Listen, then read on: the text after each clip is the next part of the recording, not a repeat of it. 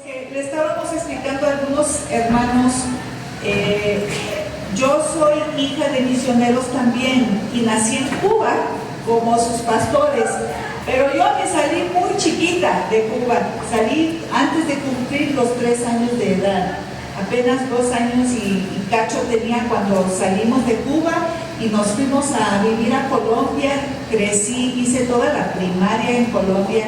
Y luego mis papás se trasladaron a Guadalajara y estudié la secundaria y la prepa en Guadalajara. Y aunque pierden cada rato, no se meten con mis chivas.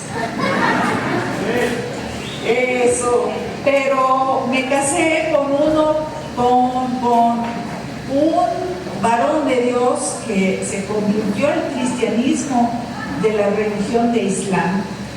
Y me ha bendecido con su manera de enseñar la Biblia, pero él empezó a aprender el español pues ya muy grande, porque ya casados por un tiempo y nos casamos un poco viejos, es que él empezó el aprendizaje porque Dios nos llamó a ser misioneros primero en Perú y ahora llevamos 25 años en el mejor país del mundo. Que quede bien claro con todos que México es el mejor país del mundo.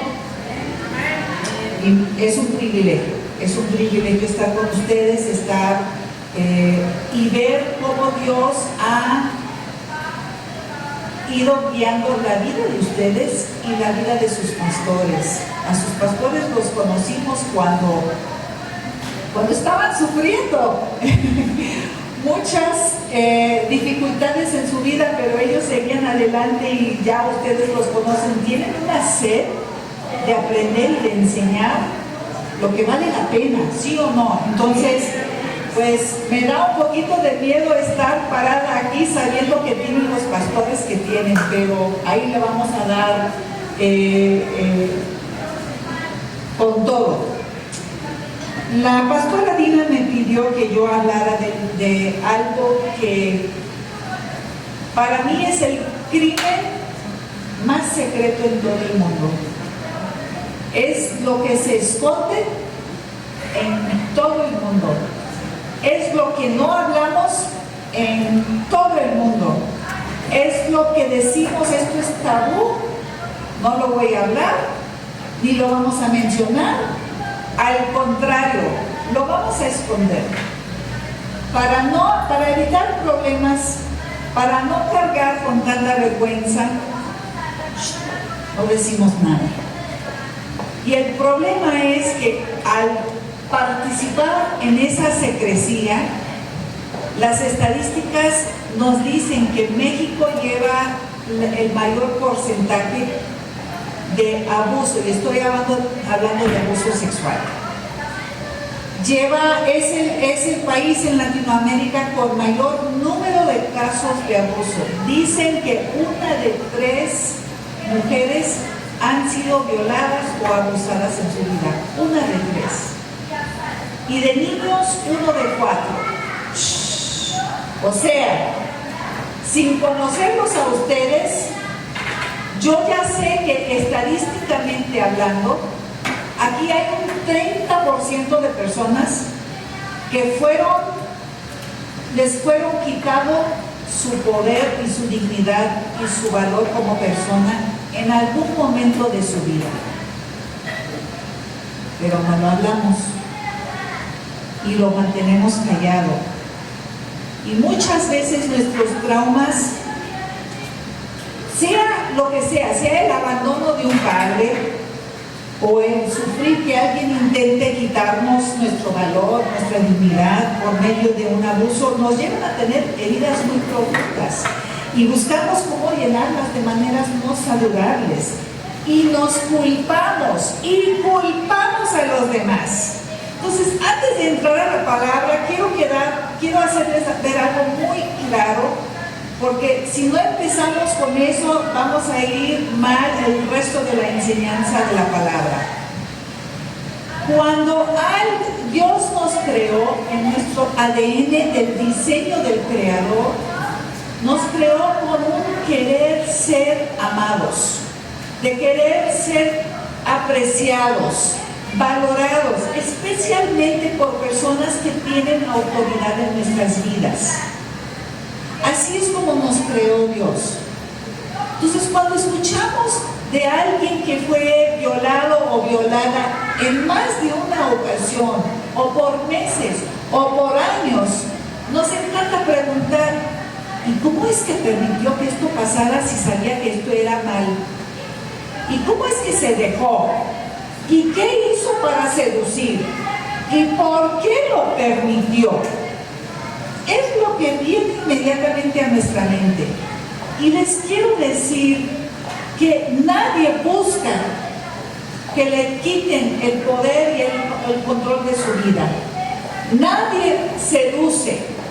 Cuando uno es adulto y ve a una persona frágil o inocente, menos de 16, 17 años de edad, 12, 11, 10, 9, no importa, 5 años, y se aprovecha de ese menor de edad, eso es un crimen y no es culpa de la víctima o del víctima, porque uno quiere ser admirado, quiere ser apreciado y lo pinta como un juego y un secreto que nadie va a saber de esto. Aquí esto va a ser un secreto, y al mantenerlo en secreto, pues ya tú eres una persona muy especial para el que abusó.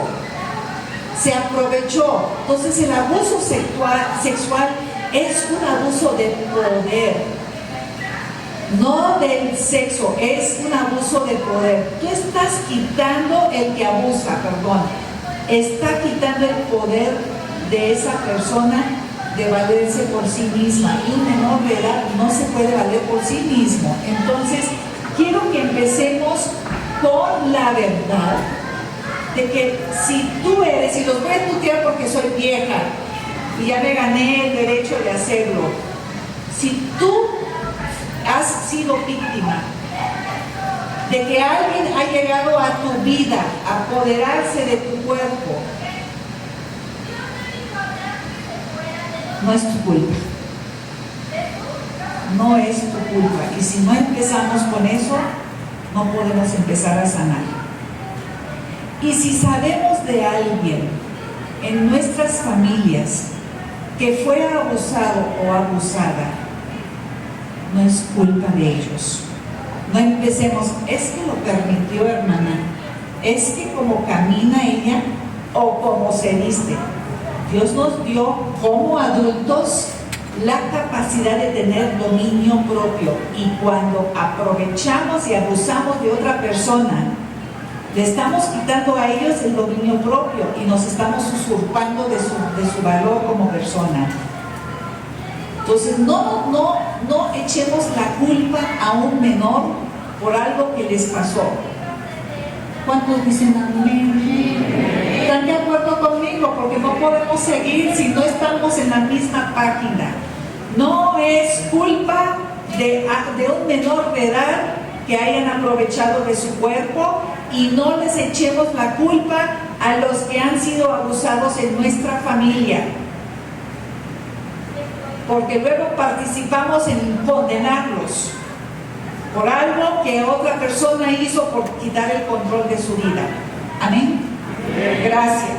Ok, entonces cuando esas cosas ocurren, pues nos dejan una herida muy profunda en nuestras vidas, que lo tapamos, no lo hablamos, no vemos, pero luego vamos allanando esa herida, ese hueco que quedó, y muchas veces con cosas no saludables. Y no es solamente un abuso, puede que uno vino de un contexto de violencia en su familia, o de un papá que los abandonó y ahora quedó ese hueco en sus vidas. Y Dios me ha regalado la oportunidad de escuchar traumas de muchas personas. Y lo que pasa es que cuando nos pasa algo que no lo buscamos, no lo quisimos, no lo merecíamos, la primera pregunta que yo hago, y que me imagino que han hecho ustedes, es: ¿y por qué Dios permitió que esto ocurriera en mi vida? O tal vez preguntan, ¿y cómo es que esto pudo pasar? ¿Dónde estaba Dios?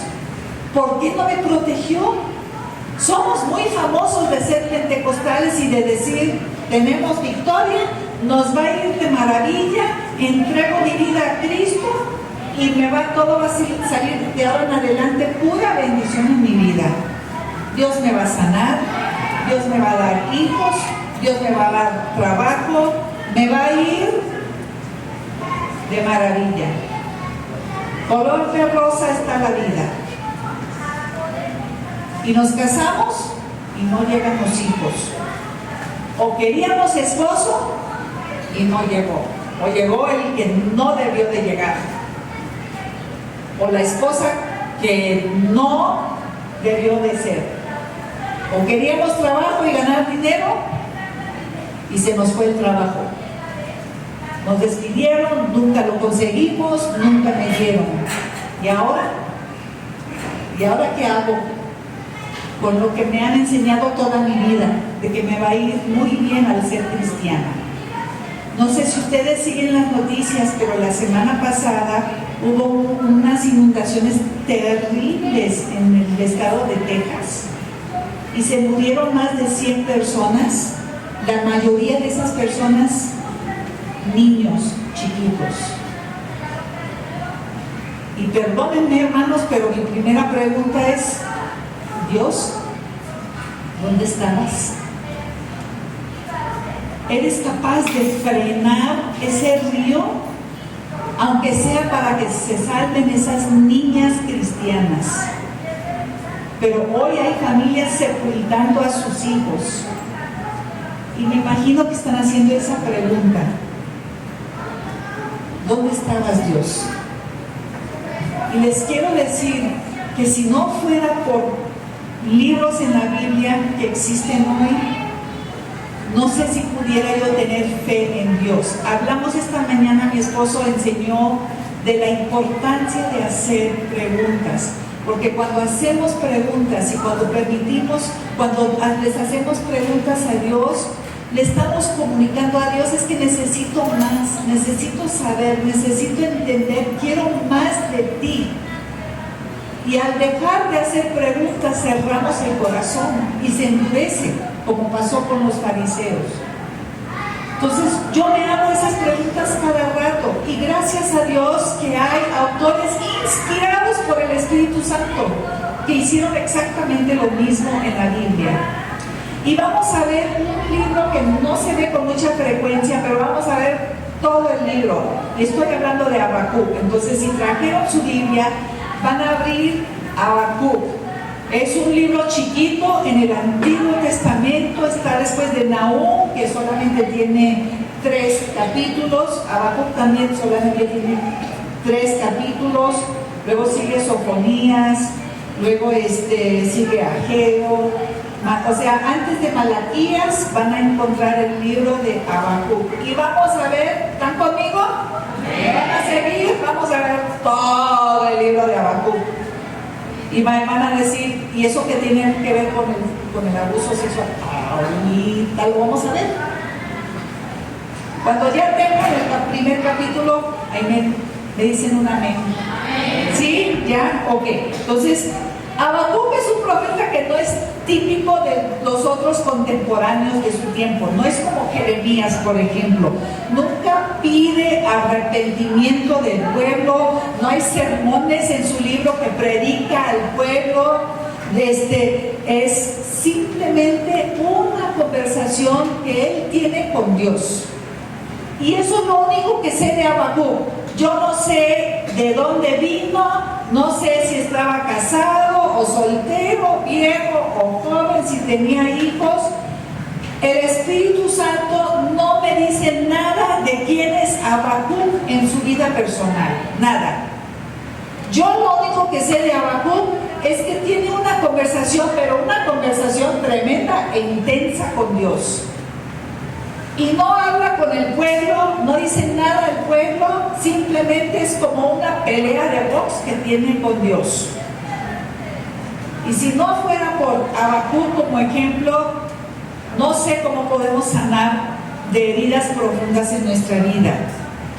Fue Habacuc un profeta a la nación de Judá justo antes de que Judá fuera tomado cautivo, y es una nación que había pasado por años de olvidarse de Dios, y cada día se volvía más perversa.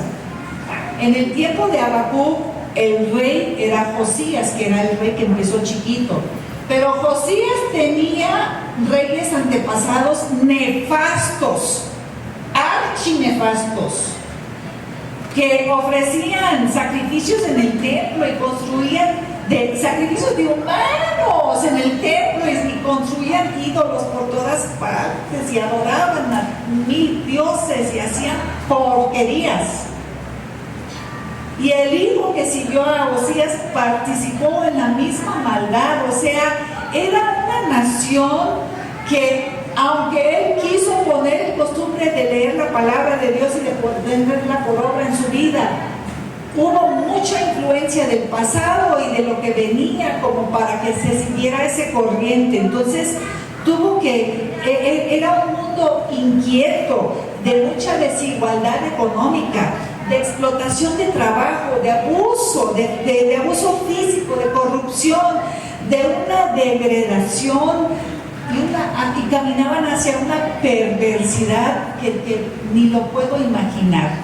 Así era Judá, y estaba a punto de ser tomado cautiverio cuando Habacuc tiene esta conversación con Dios. Y vamos a leer el capítulo 1, dice: la profecía que vio el profeta Habacuc. ¿Y qué es lo que hace Habacuc? ¿Qué vienen de todos? Hace una pregunta y dice: ¿hasta cuándo, oh Jehová, clamaré? ¿Y qué? No oirás. Y daré voces a ti a causa de la violencia. ¿Y qué? No salvarás. Habacuc le está diciendo a Dios: ¿dónde estás? Te siento muy lejos. No te escucho, no te siento. En el pasado mi pueblo clamaba a ti y escuchabas. Lloraba a ti y salvabas. Pero ahora ni escuchas ni salvas. Está tremendo. ¿Cuántos han dicho eso a Dios? ¿Dónde estás? No te escucho. No me oyes. Yo siento que no me salvas. ¿Por qué me haces ver iniquidad y haces que vea molestia? Destrucción y violencia están delante de mí, pleito y contienda se levantan, por la cual la ley es debilitada. Y ve la respuesta de Dios. Ve la respuesta de Dios. Dios no le dice a Habacuc: espérate, tranquilo amigo, baja de los renglones, que aquí no pasa nada. Ahorita vamos a solucionar todo y todo te va a ir de maravilla. Pon tu fe en Dios y te va a ir de maravilla. Ahorita te regalo 3 carros y 4 casas y 5 hijos. ¿Cómo le contesta Jehová a la inquietud de Habacuc? ¿De dónde estás? Te siento lejos, ya no escuchas, ya no salvas. Le dice: mirad, en el 5, entre las naciones y ved y asombraos, porque haré una obra en vuestros días que aun cuando se os contare, no la vas a creer. ¿Por qué? ¿Porque te va a ir bien? No, porque aquí yo levanto a quienes, a los caldeos, nación como bonita, hermosa, no, cruel y presurosa, que camina por la anchura de la tierra para poseer las moradas ajenas. Formidable es y terrible, de ella misma procede su justicia y su dignidad. Y sigue Dios. Esta es la respuesta a Habacuc. Sus caballos serán más ligeros que leopardos y más feroces que lobos nocturnos, y sus jinetes se multiplicarán, vendrán de lejos. Todo ella, voy en el 10, en el 9, todo ella vendrá a la presa. El terror va delante de ella y recogerá cautivos. O sea, es que Dios dice a Habacuc: ¿tú crees que no me escuchas? pues te va a venir una nación y te va a saquear a ti y a todo el pueblo de Judá. Te va a ir peor. Y la respuesta ahora de Habacuc a lo que acaba de decir Dios, lo vamos a ver en el 1, en el versículo 12. ¿No eres tú desde el principio, Jehová, Dios mío, santo mío? ¿No dijiste no moriremos? Oh Jehová, para juicio lo pusiste y tú, oh roca, la fundaste para castigar. Muy irónico, muy sarcástico es Habacuc. Muy limpio eres de ojos para ver el mal, ni puedes ver el agravio. ¿Por qué ves a los menospreciadores y callas cuando destruye el impío al más justo que él?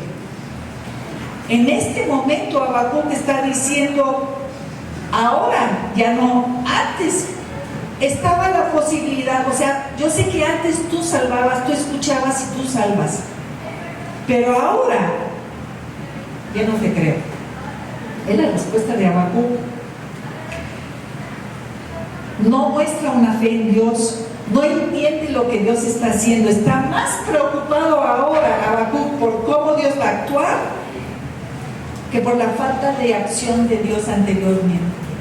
O sea, ahora va a actuar, ahora sí no estoy preocupando aún más. Antes pareciera que no estaba haciendo nada, ahora vas a hacer a los hombres como peces del mar que no tiene quien les gobierne, porque así es como responde Jehová. No tienes piedad, no tienes misericordia, es lo que dice Habacuc. Al Dios creador de todo el mundo, Habacuc le está diciendo, no tienes piedad, no tienes misericordia. Antes no te escuchaba, antes no sabía dónde estabas, ahora que sé dónde estás, tú eres el Dios que no tiene piedad y no tiene misericordia. Y esto me está preocupando mucho. Ahora tengo una ansiedad que no la puedo controlar. ¿Están captando la ansiedad con la que está viviendo Habacuc? Él está pero nervioso, intranquilo, no puede dormir en la noche. Y digo, es como víctima de abuso. ¿Qué me está pasando? Yo no busqué esto, yo no quise esto, yo no merecí esto. ¿Dónde estabas, Dios, cuando esto estaba ocurriendo? Yo ya no puedo dormir en la noche. Y se imaginan que Dios les dice, espérate, ¿te va a ir peor? Ni me lo quiero imaginar.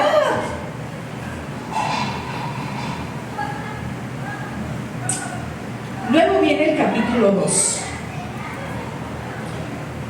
Y esta es la respuesta más amplia que Jehová da a Habacuc. Y le dice a Habacuc, mira, quiero que escribas lo que hay en mi corazón. Jehová me respondió y dijo, escribe la visión y declárala en tablas para que corra el que leyera en ella, aunque la visión tarde un poco y se apresura hacia el fin. Yo no miento, dice Dios, aunque tarde, espérame, porque sin duda vendrá, no tardará. Lo que yo te estoy diciendo, escríbalo, escríbalo. Es importante. Estamos teniendo una conversación, pero tú lo tienes que escribir para que no se te olvide, porque ahorita las cosas están mal. Dios no le dijo, pero vamos a estar bien. No le dijo eso. Simplemente le dice, vienen los caldeos. Va a estar fuerte eso, escríbalo, porque vas a sentir que nada bueno viene y que están esperando demasiado tiempo. Y luego en el capítulo 2, en el versículo 6, empieza una serie de ayes. El aye es como un dolor, una aflicción tremenda de que, ¡ay! Esto está... No hay palabra en español para describir. Esto sí es un dolor, pero profundo. Esto sí duele. Hay en el versículo 6 de al que acumuló injustamente. Hay en el versículo 9 del que ganó injustamente. Hay en el versículo 12 del que edificó una ciudad con sangre e iniquidad. Hay en el versículo 15 del que hace emborrachar a su prójimo para ver a otras personas desnudas. Dios está diciendo, esto duele. Hay en el versículo 19 del que fabrica ídolos y los ve como un ser vivo. Es una serie de ayes. Y Jehová está diciendo que los que han cometido todas estas maldades sufrirán la misma consecuencia de la maldad que hicieron. Si robaron, van a ser robados. Si mataron, van a ser asesinados. Si construyeron injustamente, les van a quitar todo. Van a sufrir la misma maldad que construyeron en sus vidas. Es lo que está diciendo Dios. Pero Dios lo está haciendo de esta manera. Esto me duele a mí. Cuando tenemos hijos que se descarrían, que van por otro lado, que se meten en cosas que uno sabe como papá no les conviene, tú dices, aguas, que va a haber consecuencias. ¿Pero qué? A ti te duele también, ¿no? O sea, tú también estás sufriendo con ellos. Esto duele.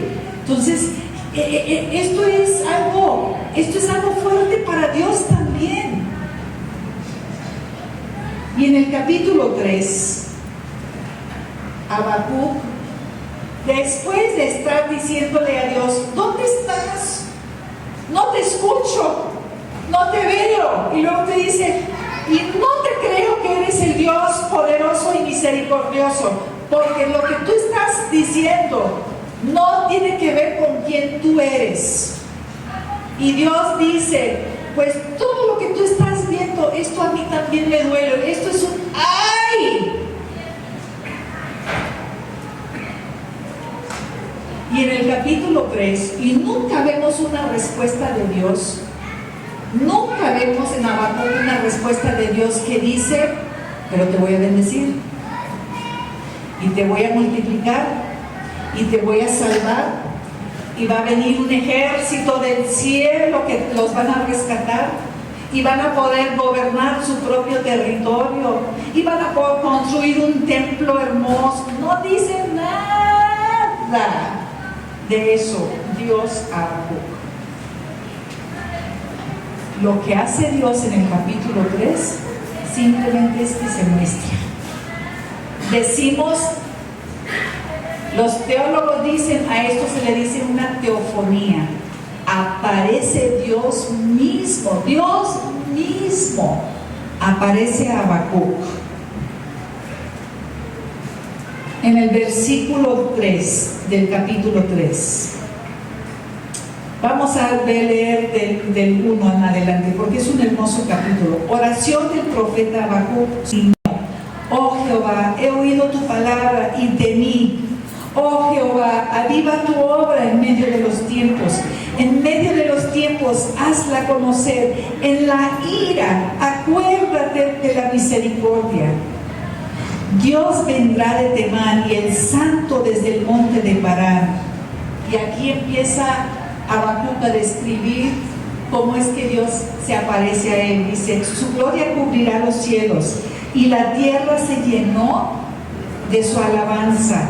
Y el resplandor fue como la luz, rayos brillantes salían de su mano, y allí estaba escondido su poder. Delante de su rostro iba a andar, y a sus pies salían carbones encendidos. Se levantó y midió la tierra, miró e hizo temblar las gentes. Los montes antiguos fueron desmenuzados, los collados antiguos se humillaron. Sus caminos son eternos. He visto las tiendas de Cusán en aflicción, las tiendas en la tierra de Madián temblando.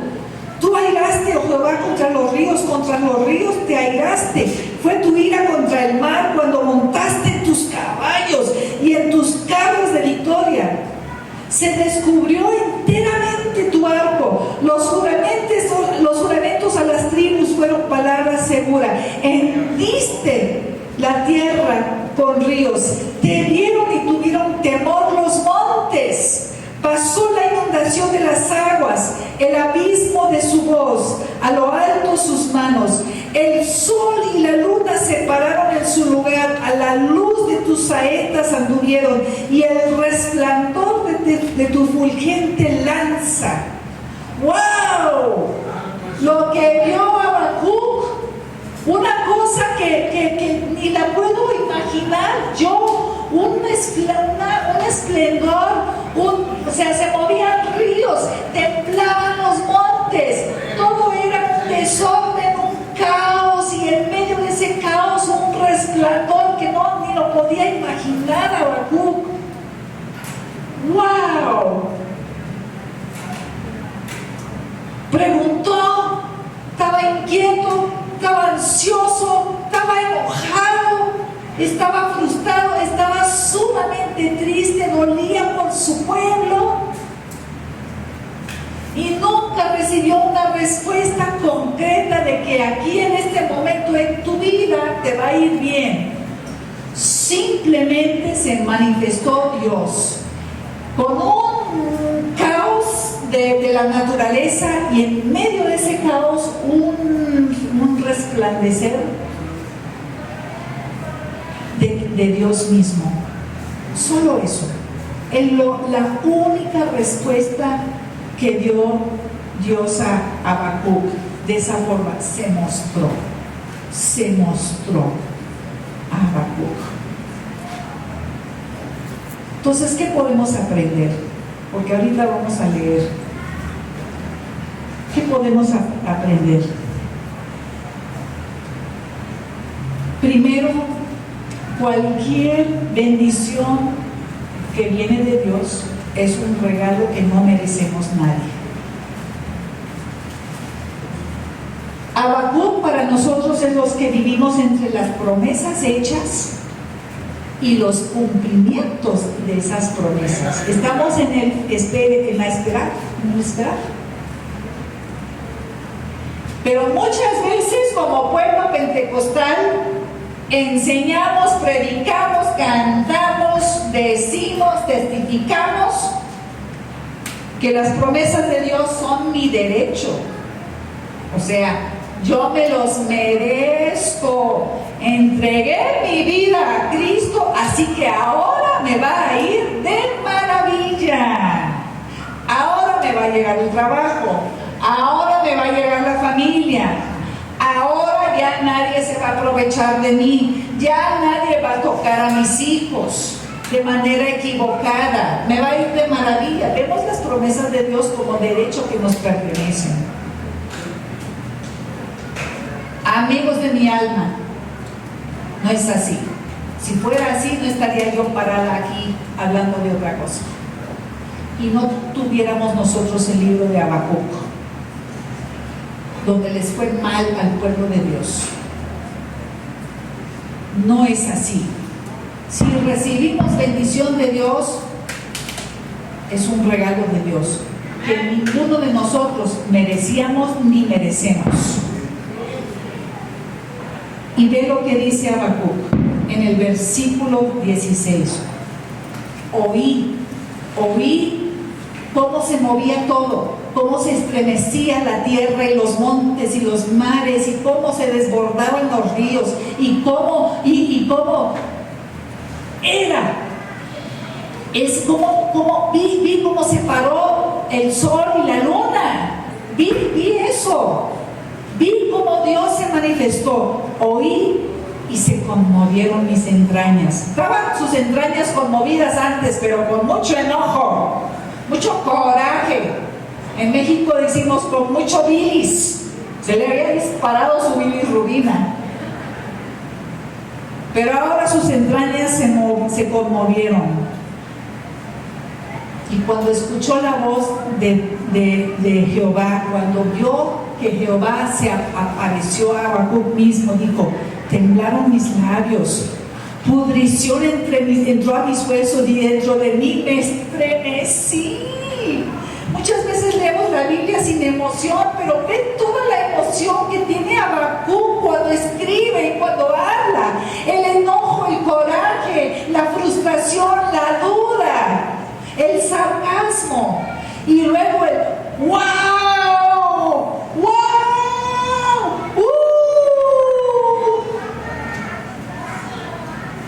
Si bien estaré quieto en el día de la angustia, ahorita estoy en angustia, pero me voy a quedar quieto. Cuando suba al pueblo el que lo invadirá con sus tropas, o sea, yo sé que vienen tiempos muy difíciles y me quedaré quieto.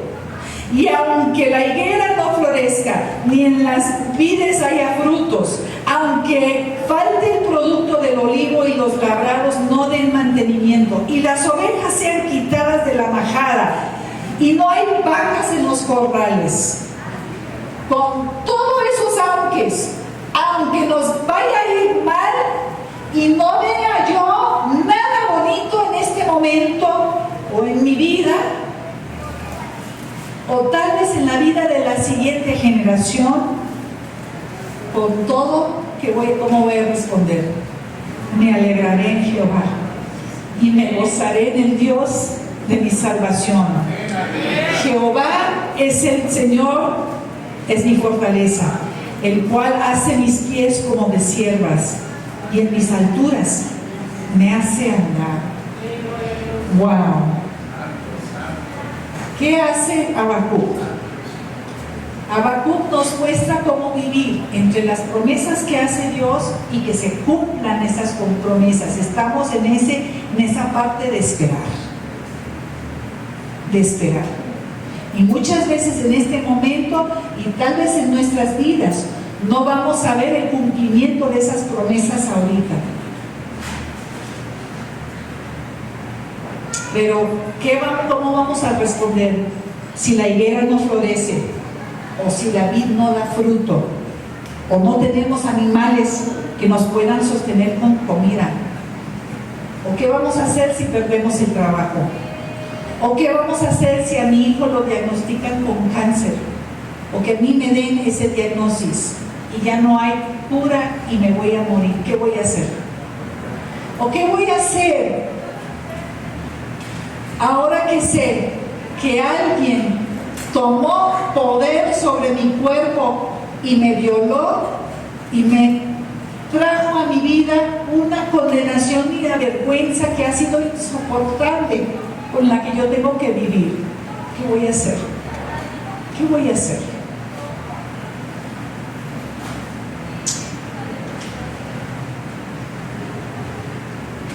¿Qué pasa cuando vivimos con injusticias que no merecemos? A todos nos ha pasado. ¿Sabe lo que hizo Habacuc? Hizo preguntas. Le preguntó a Jehová. Empezó a tener una conversación con Jehová. Y se desquitó emocionalmente, filosóficamente, espiritualmente, teológicamente, mentalmente, de sus entrañas. Se desquitó con Dios. Le hizo preguntas a Dios. Lo buscó y le dijo: te siento lejos, no sé dónde estás, no te escucho. Y ahora que te estoy escuchando no te creo, porque yo aprendí otra cosa. Hagan preguntas. Habacuc es un ejemplo de lo que tenemos que hacer si somos víctimas de abuso sexual. Tenemos que hablarlo. Si lo callamos, le estamos dando el poder al enemigo de mantener esto en vergüenza y en condenación. Y empezamos diciendo que si usted es una víctima, si tú eres víctima de un trauma en tu pasado, o tal vez en este momento no lo buscaste, no lo permitiste, no es tu culpa, es una injusticia que no merecías o que no mereces, cualquier trauma que sea, Eso pasa. Pero si no lo hablamos, seguimos dando el poder al enemigo de esconderlo. Para los que estuvieron en la escuela dominical esta mañana, ¿qué pidió Jesús al que tenía la mano que había sido fuente de vergüenza toda su vida? ¿Qué le dijo a ese señor? Extiéndalo. ¿Sabía Jesús que tenía ese problema? Sí. ¿Sabía Dios que había vivido con eso toda su vida? Sí. ¿Sabe Dios que ustedes tienen traumas en su vida? Sí. Pero lo que quiere Dios es que el enemigo ya no tenga control sobre su vida. Y el primer paso para ceder el control a Dios y de quitarlo del enemigo es hablar. Porque cuando lo hablamos, les estamos diciendo al mundo, yo no tengo la culpa. Y el que me va a honrar es Dios. Y puede que en este momento no lo viva yo, pero yo voy a ser como Habacuc. Aunque no florezca la higuera, me gozaré en la salvación de Jehová. ¿Ok? Entonces ese es el primer paso. Si quieren sanar, esto es una introducción muy light a cómo empezar a sanar de traumas. Háblenlo. Busquen una comunidad. Aquí tenemos una muy bonita familia de Dios. Busquen a personas de confianza. Háblenlo con sus pastores. Sus pastores van a ser confidenciales. Para eso Dios los puso en su vida. Yo aquí estoy parada para enseñar, pero yo no soy su pastora. No me vengan con sus problemas porque no soy su pastora. Dios puso en sus vidas a un pastor y a una pastora. Hablen con ellos, pongan su confianza en ellos y dile, yo quiero hablar de traumas que tengo en mi vida. Y ellos pueden canalizar o pueden escuchar o pueden aconsejar según Dios diga. Pero háblenlo, porque cuando lo hablan, el enemigo ya no puede hacer nada. El enemigo ya no los puede seguir culpando, ya no los puede seguir haciéndose avergonzados, apenados por algo que no fue su culpa. Háblenlo. Y cuando hacemos preguntas, se empieza a suavizar el corazón. Hagan preguntas a Dios, porque lo que estás haciendo es, así es como comenzamos, así es como empezamos a decir, Dios, ahorita estoy con mucha duda. A mí me enseñaron esto, o a mí me dijeron esto, o yo viví o vi en otras personas, pero yo no recibí eso. ¿Dónde estás? Te siento lejos. Y entre más buscas, ¿sabes cómo es Dios? Más da. Y voy a orar que Dios se manifieste de una manera poderosa como lo hizo en la vida, en su momento más bajo de su vida. Dios se manifestó de una manera poderosa en la vida de Habacuc. Y le dijo, escríbalo, porque en lo que esperan van a pensar que no va a llegar, pero sí va a llegar. Mi justicia sí va a llegar. Habacuc es un ejemplo de esas personas que tenía compasión y empatía por los que estaban siendo oprimidos y cuestionó a Jehová. Y se vale hacer esas preguntas, y es importante, les aconsejo que escriban también lo que les pasó. Escríbanlo, para que no se les olvide. Y van a ver cómo Dios va a empezar a contestar. Ya ve que el salmista lo hizo, Job lo hizo, Jeremías lo hizo en el capítulo 11, en el capítulo 12 de Jeremías, lo pueden leer si quieren. Hicieron preguntas a Dios.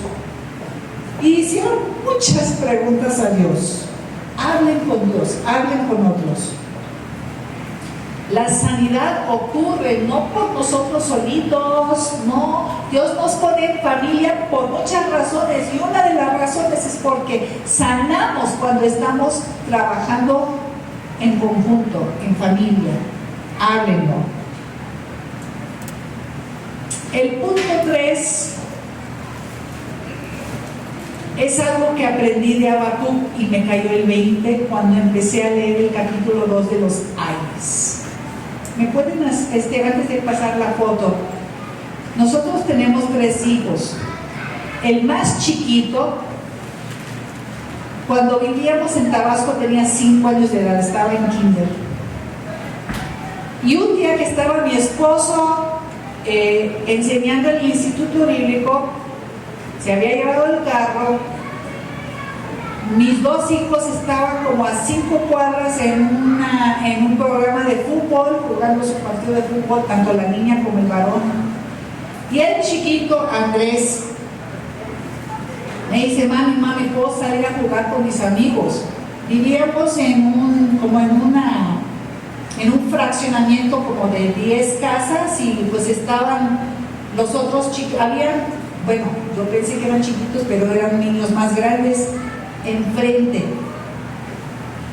Y yo andaba muy fodonga, no andaba arreglada como la pastora Dina, yo andaba en shorts y en una camiseta X, limpiando los inodoros y tenía cloro, manchas de cloro por todas partes y no me había peinado, no creo que ni había cepillado los dientes todavía porque andaba aprovechando que no había nadie a limpiar toda la casa.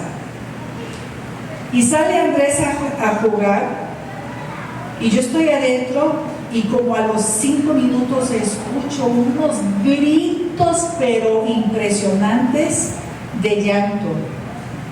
Inmediatamente sabía que algo había pasado. Se había brincado de una troca de esas grandes que usan para los monster trucks, así le dicen, de esas llantas enormes. Se había trepado la llanta, se había subido a la troca y decidió brincar a ver cómo le iba a sus 5 años de edad. Y se cayó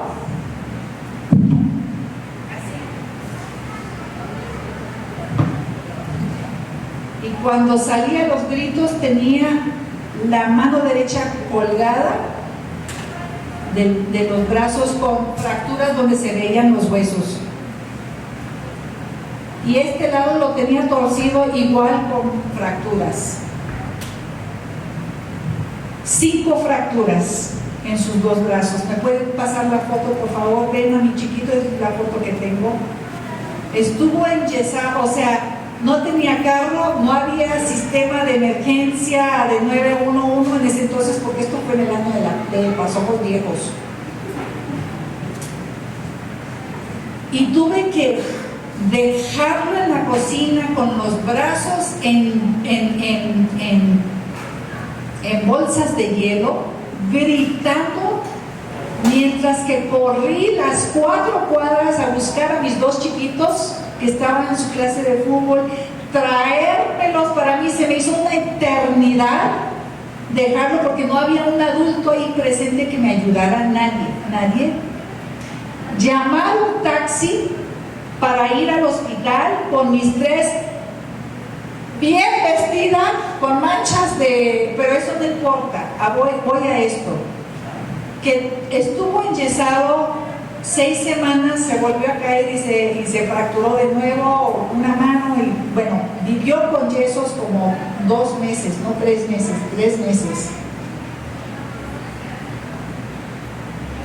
La primera noche en el hospital, después de que le dieron su anestesia y lo operaron, feliz, durmió, ya no tenía dolor, se le olvidó de los gritos. Cuando ya estaba más tranquilo, se fue a la escuela como estrella de cine, que le firmaran su yeso, que le dijeran, y él les puso a contar todo, o sea, quería nomás que las cámaras de televisión llegaran. ¿Quién no durmió esos 3 meses? ¿Quién vivió ese trauma en repetición cada noche cuando me acostaba? ¿Quién estaba preocupada aún cuando estaba enyesados sus brazos, donde decía, y si no le funciona la mano de nuevo, porque estaba colgada la mano? Y me empecé a imaginar 80,000 cosas y desastres. Y hablando de ansiedad, ¿quién vivió eso? ¿El chiquito que andaba buscando entrevista? ¿La estrella de cine? ¿O la mamá? Y me di cuenta, ese es nuestro Dios. Para los que han vivido trauma, para los que padecieron injusticias en su vida, o los que están pasando por una situación muy difícil en este momento, ¿saben dónde está Dios? Ahí mismo con ustedes, llorando, doliendo, diciendo, esto a mí también me duele, y créanme que me duele mucho más a mí que a ustedes. Ese es nuestro Dios. Lo entendí bien cuando sufrimos eso con nuestro hijo. Pues ya se le olvidó, pero yo todavía recuerdo eso y lo pienso de vez en cuando. Muchas veces cuando preguntamos, Dios, ¿dónde estabas? Pues lo hacemos muy lejos, como que es un Dios muy distante, pero la verdad es que Dios está con nosotros y a Él le duele de manera profunda. Habacuc le dijo, ¡ay! De los que ganan injustamente, ¡ay! De los que matan, ¡ay! De los que hacen emborrachar a las personas para que vean a mujeres desnudas. ¡Ay! Esto duele, esto me duele a mí como Dios. Es lo que Dios está diciendo. Esto es un duelo en conjunto, pero créeme que me duele más a mí.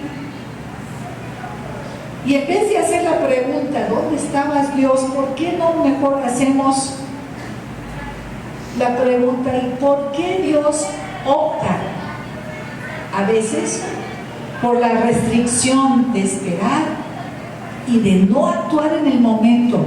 Incluso cuando sabemos que a Él le rompe el corazón, cuando se espera un momento, cuando no actúa, cuando no permitió que ese río se calmara un poco para que esas niñas y esos niños pudieran salir. ¿Dónde estaba Dios? Ahí estaba, pero guardando restricción. ¿Por qué? Pues el ejemplo más claro que tenemos es la cruz. Porque Jesús pudo haber llamado a 12 legiones de ángeles para evitar su crucifixión, pero no lo hizo. No porque no pudiera, sino porque tenía un propósito mayor. Tenía un plan en marcha, un plan redentor que venía tras ese sufrimiento. ¿Y dónde estaba Dios? Estaba con ustedes. Y no podemos afirmar siempre que conocemos la mente completa de Dios. Isaías 55 lo dice. Pero sabemos esto, que su ausencia no existe. Su demora no es ausencia. Y su silencio no es apatía. Hay veces que Dios detiene su mano para una mayor revelación y no lo quiero. Hay veces que no me da coraje escuchar eso. Es que Dios tiene un plan. No, pero ahorita duele terrible. Pues díselo a Dios y cuéntalo a sus pastores y a la gente de confianza para que no endurezca su corazón. Y poco a poco van a empezar a ver que Dios tiene algo hermoso que está tejiendo con esos hilos despedazados, con esa tela que sentimos que está despedazada. Dios a veces se espera, porque una mayor revelación de su reino va a surgir. De estas cenizas de dolor va a salir algo hermoso. Y esto no es juicio por parte de Dios. Esto que quede muy claro, Dios no los está castigando por algo que no fue su culpa. No es juicio de Dios, son dolores de parto. Es lo que dice Isaías. dice Mateo mejor, oirás de guerras y rumores de guerras, no se turben, porque es necesario que todo esto acontezca, pero no es el fin, porque se levantará nación contra nación y reino contra reino, y va a haber muchas cosas, va a haber porquería. Si lo escribiera Sandra Casino así lo diría, va a haber porquería, y es el principio de dolores. ¿Y sabes lo que hace Habacuc? Es que ejerce su fe, un fe verdadero, y cambia sus y sí. Y si no me llega el trabajo, y si el que me violó o la que me violó no recibe su castigo merecido, y si no viene a pedirme perdón, y si nunca me llegaron los hijos que tanto anhelé, y si todavía estoy esperando casarme y no ha llegado mi príncipe azul, y si yo quería papá y mamá y no me tocó, cambiemos esos y sí por aunques. Aunque pierdo mi trabajo, me gozaré. Aunque no llegue la novia, me gozaré. Aunque no llegue el novio, me gozaré. Aunque mi violador no recibe el castigo merecido, me gozaré. ¡Wow! ¡Está difícil! Aunque me diagnostiquen con cáncer y me dicen que no hay cura, y si no me llega la vida que tanto anhelaba, es una fe de Habacuc que no está basada en sus circunstancias, sino en las promesas hechas por Dios mismo. No está basada en las emociones de este momento. Sí, los suelta para que todos podamos leerlo y ver, pero está basada en la palabra de Dios, donde Dios dice: sí vendrá, sí salvará, sí reinará con justicia, sí tendremos vida eterna donde no existirá el llanto ni el dolor. Sí va a pasar, pero ahorita estamos en el mientras. Y en vez de decir, ¿y si esto pasa, qué voy a hacer? ¿Por qué no como pueblo de Dios digamos y ayudemos a otros que están sufriendo a decir, aunque la higuera no florezca? Habacuc regresa también, por último dice, voy a regresar al conocimiento de la palabra de Dios. Es evidente que Habacuc ya había estudiado mucho de la palabra de Dios, porque dice, aunque todo esto pasa, el versículo 16, si bien que estaré quieto. Salmo 46, 10, ese versículo lema fue el versículo lema de mi mamá. Cuando estábamos en Cuba, Dina y Judy saben muy bien el testimonio de mis papás. A mi papá lo llevan preso a la cárcel y a mi mamá la llevan presa con una niña de 3 años, yo, bueno, menos de 3, y mi hermana que iba a cumplir 6 años de edad. 2 niñas chiquitas y embarazada de 6 meses con mi hermano. La llevan también a una cárcel para mujeres y niños. Y a la semana de estar encarcelada mi mamá con nosotras dos, le dicen a mi mamá que a mi papá lo habían matado en la cárcel. Y sentía que se le había venido encima su mundo. No lo buscó, no lo merecía, no lo quería, no era por culpa de ella. Y mi mamá nos contó en muchas ocasiones que le dijo a Dios, no entiendo y tengo miedo. Y le vino la palabra de Dios, Salmo 46, 10. Estad quietos, quietos, y conoced que yo soy Jehová. Seré enaltecido en las naciones. Mi papá no murió en la cárcel, vivió muchos años más. Se reunieron, pudieron vivir una vida de ministerio por muchos años en otros países. Pero en ese momento mi mamá no sabía eso. Y la palabra de Dios a su vida era estar quietos. Entonces Habacuc dice, estaré quieto. Y aunque todo esto no pase como yo hubiera querido, estaré quieto. El versículo 18, y me gozaré. Las circunstancias de Habacuc no cambiaron, pero él dijo, me gozaré en el Dios de mi salvación. Y luego por último, Habacuc dijo, 19, Jehová es el Señor es mi fortaleza, el cual hace mis pies como de siervas y en mis alturas me hace andar. Estaré quieto, me gozaré y andaré. Isaías lo dijo, los que esperan en Jehová, y lo sabía Habacuc, sabía del profeta Isaías. Las circunstancias no cambian, pero correremos y no cansaremos. Caminaremos y no nos vamos a fatigar. Esas bordes deshilachadas de su tela no es el fin de su historia, amigos. Las escrituras nos hablan de una verdad diferente.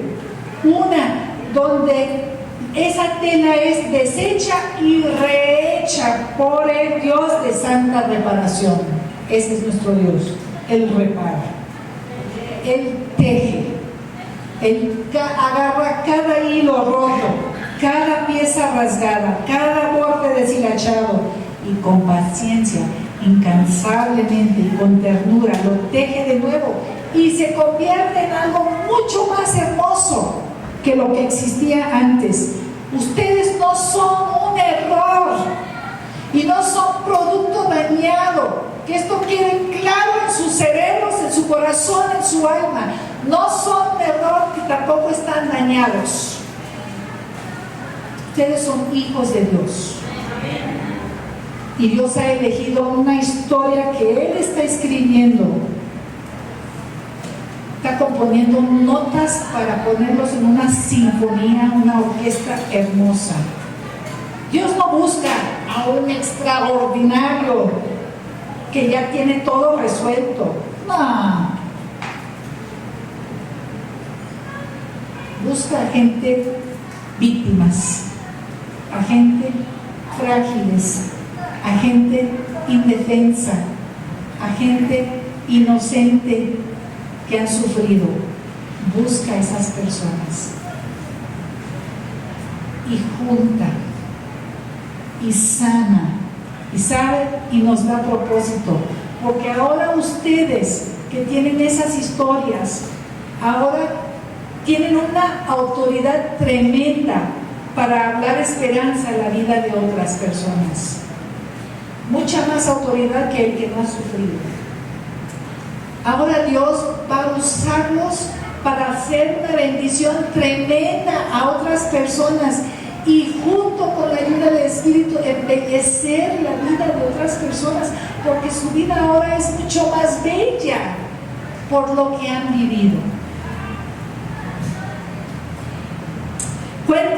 Dejen de culparse, cuenten su historia. ¿Quieren sanar? Cuenten su historia, dejen de culparse. Cuenten su historia a una terapeuta. Busquen ayuda profesional, porque muchas veces tenemos que pasar por un proceso largo. Pero un terapeuta, una terapeuta les va a ayudar a saber cómo por esa herida profunda se fueron desviando y se fueron llenando de cosas que tal vez no han sido, patrones que no han sido saludables en su vida. No lo quisieron, sin querer les pasó, pero ahora tienen que deshacerse de eso para buscar una manera nueva y saludable para poder vivir. Estudien la palabra, busquen la palabra. Créanme, hermanos, que yo busqué consuelo en la palabra de Dios. Gracias a Dios por el libro de Habacuc, que me da esperanza a mí, y por muchas historias en la Biblia de mujeres que fueron violadas que no buscaron ser víctimas. Gracias a Dios que contaron su historia. Está escrita y la puedo leer y puedo aprender y puedo ver cómo Dios tomó esa porquería, ese mugre, y lo cambió en algo hermoso. Y de eso salió salvación para muchas naciones. Aférrense a su palabra. Reconozcan que Dios sufrió con ustedes. No estaba lejos, estaba presente, reviviendo ese trauma 1000 veces, como lo he hecho yo como madre, como ustedes como padre, tal vez padres lo han hecho. Y tomen ese sufrimiento y úsenlo para hablar sanidad a otras personas. Permita que Dios te use, y al ver los propósitos de Dios en tu vida, recibirás más sanidad. Déjame terminar con esto. Muchas veces me preguntan, hermana, y si todavía sé que el abusador está abusando, ¿qué hago? Les quiero decir que lo que está ocurriendo es un delito, y para proteger a futuras víctimas, a futuros víctimas de un abuso, tenemos que denunciar. Hay que hacerlo si no hay un cambio de comportamiento por el que él o la que los lastimó. Pero en su corazón pueden decir, aunque me pasó esto, o aunque me vaya a pasar algo en el futuro, me gozaré en la salvación de Jehová. Estaré quieta, recordaré la palabra de Dios y me voy a levantar y voy a caminar y voy a ser usada por Él para bendecir a otros. Pónganse de pie.